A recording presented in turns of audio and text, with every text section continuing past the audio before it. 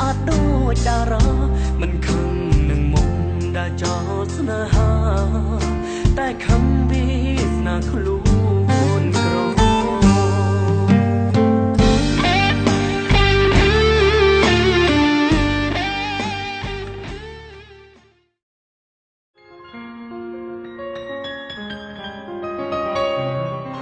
មានមនុស្សស្រីណាដែលមិនគិតពីអនាគតទេ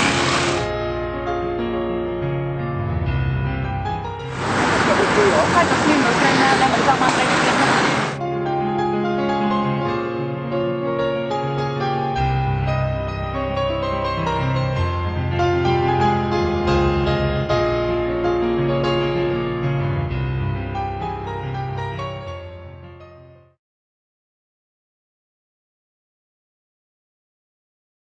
បង្កើតភាពរីករាយគ្រប់ទីកន្លែង Gensberg ផលិតដោយជនជាតិអាល្លឺម៉ង់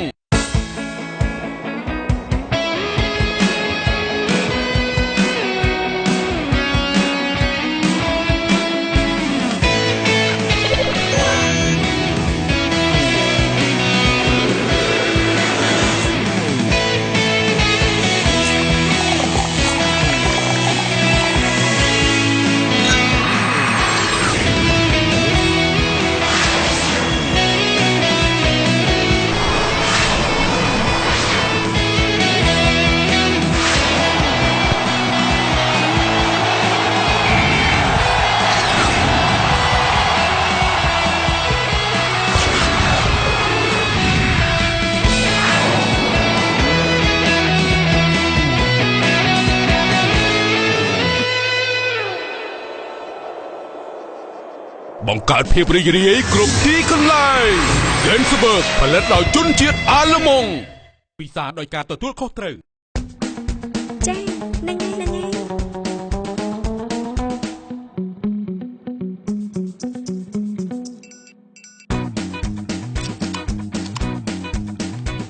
Fresh ស៊ីម៉េចផ្លែប៉េះចម្រុះសុទ្ធតែផ្លែឈើលេខ1ផ្ដល់ឲ្យអ្នកនូវវីតាមីនចម្រុះដែលរាងកាយត្រូវការចាំបាច់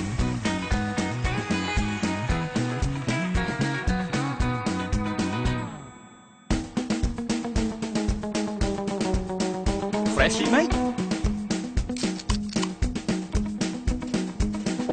Fresh ស៊ីម៉េចផ្លែប៉េះល្អសម្រាប់អ្នក